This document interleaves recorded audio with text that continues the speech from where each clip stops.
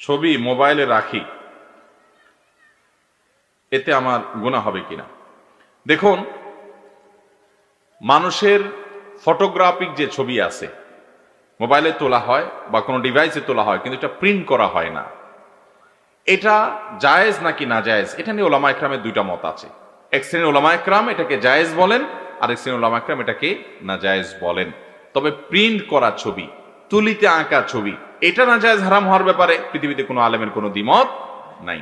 Photographic ছবি, যেটা একটা মানুষেরই আরেকটা আপনার কপি অনেকটা, মানে একটা মানুষের জন্য 5টা আয়না ধরা হলে 5 আয়না 5 তাকে দেখা যাচ্ছে, লোক একই। তো মোবাইলের ছবি যে তোলা হয়, ক্যামেরা যে ছবি তোলা হয়, এটা যতক্ষণ পর্যন্ত সফট কপি থাকবে, এটাকে সেই ছবির কাতারে ফেলে অনেক ওলামা একরাম এটাকে জায়েজ বলেন। তো সেই মত অনুযায়ী আপনার মৃত বাবার ছবি যদি আপনার মোবাইলে থাকে,